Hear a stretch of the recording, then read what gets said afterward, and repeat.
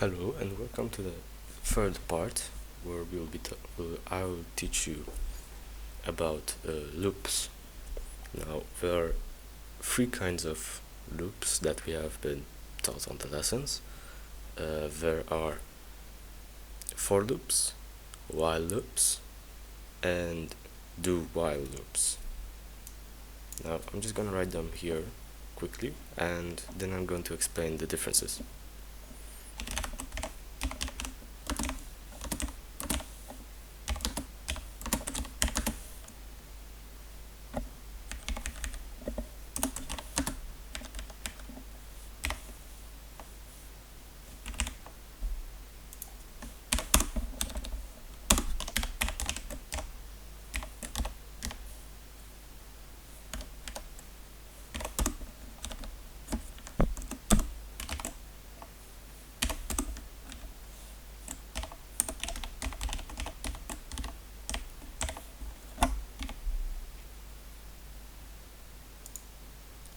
Alright, as you can see, you can ignore for now the fact that there is no n and there's no I for these here.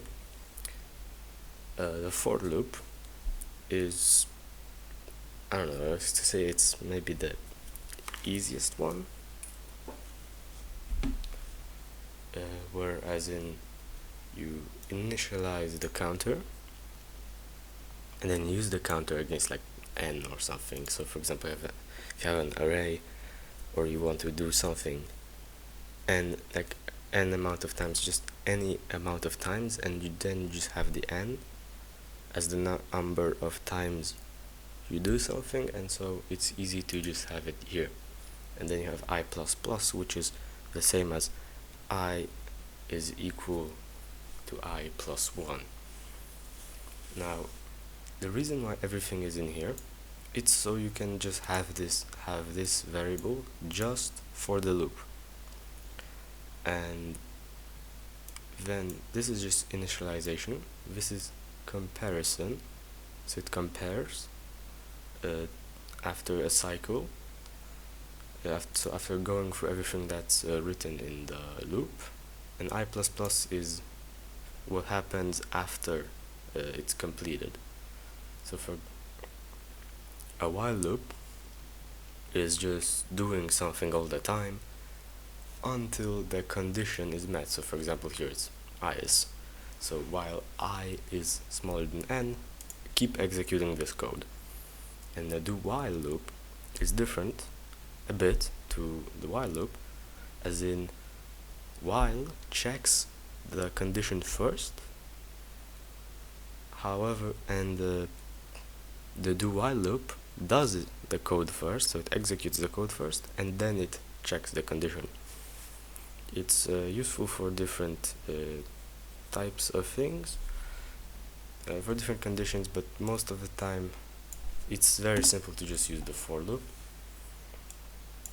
So for example, if we have an array, so we have to first have the length of our array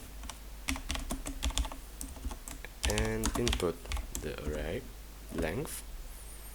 After that we'll have our array, which is initiated like so. You will see that this will, on code blocks this works, on Visual Studio this does not.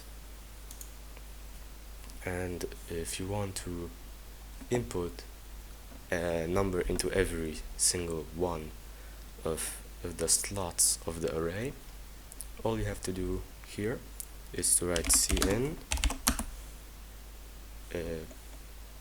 a with square brackets I.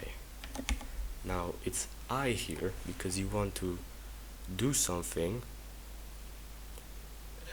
related to the first one, because if you have n, it will do the last digit.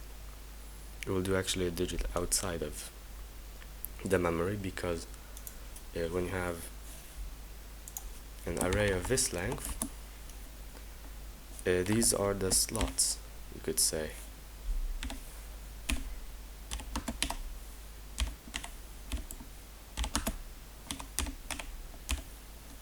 So for example, let's say if n is equal to 4.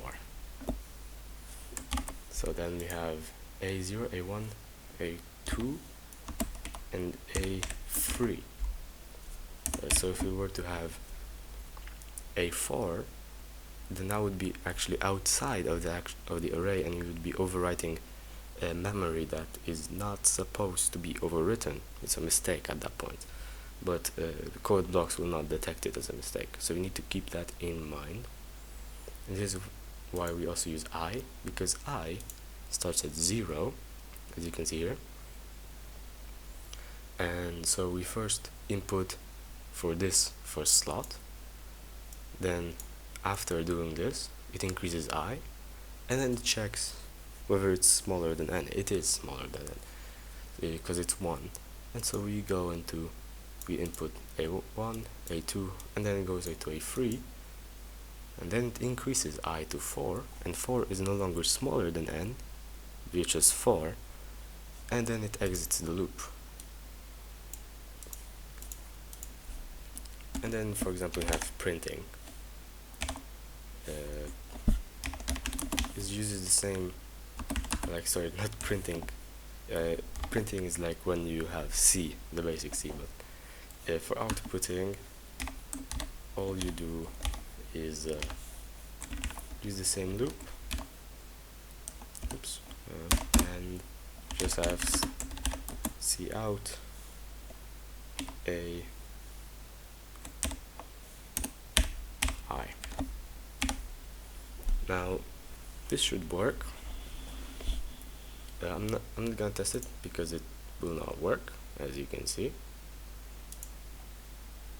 It will just not work because you can't have this normally in Visual Studio. See, it says it has to be constant, but we input it. So if we had constant, for example 4, and we were to do this, it should work. Or maybe not, I don't know, who knows. Who cares? This is what you will probably be writing, as this is what you were taught. And so for example, if we want to have an operation, let's say we want to have the sum of all numbers in an array. So we do int sum is 0, so just like in the previous video. And now in the second loop we have sum is plus equals a I, and then for example we output sum. It's quite simple, and of course product is very similar. Now what if, for example, we want to find a number in an array?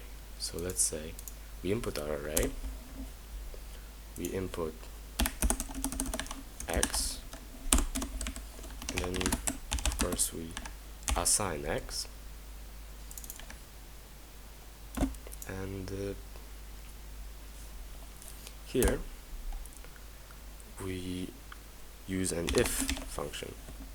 So an if is just like it's just a condition. So for example, if x is equals to if a I is equals to x, then you do for example, I don't know, let's have int counter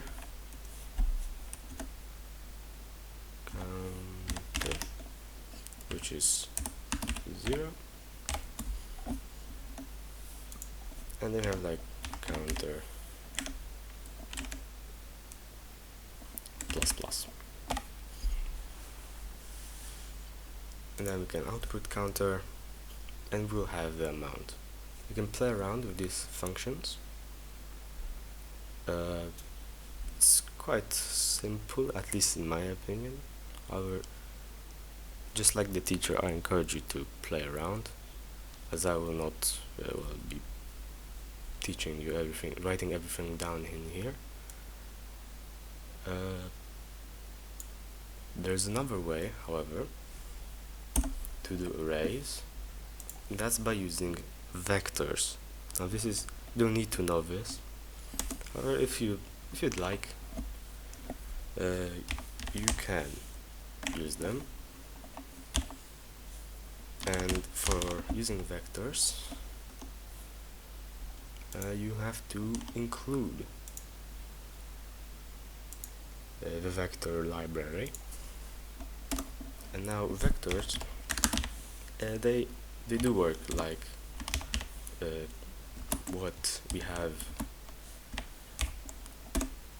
in code blocks. If you use the AI, sorry, AN with the square brackets, that's this. It could work the same, but it's just a different way.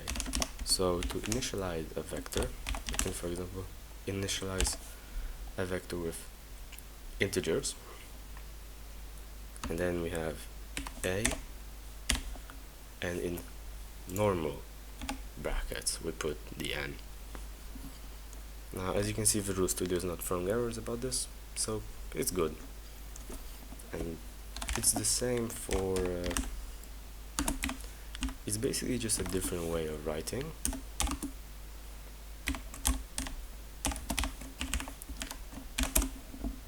An array. So for example, if you want to input, we can have cn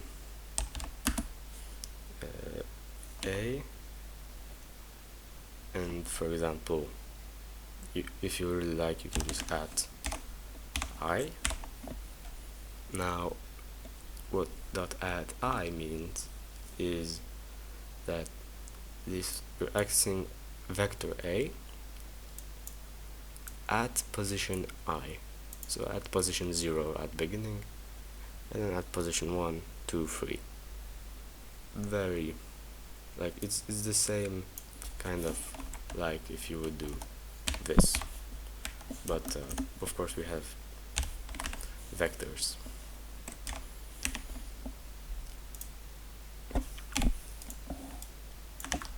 So for example, this is how, if you would do this without vectors, how it would function. So for example, outputting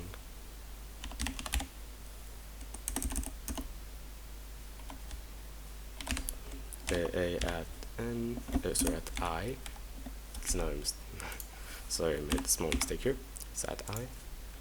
We can have end line over here, and so, and after each one we can add a space, so it outputs it very nicely. So see, you can build this, it will work. You have 5, you have 1, 2, 3, 4, 5, and it outputs 1, 2, 3, 4, 5. Very nice. On the next part, I'll probably just talk about making functions and calling on them. So feel free to practice with what I did before. You don't need vectors. See you next time.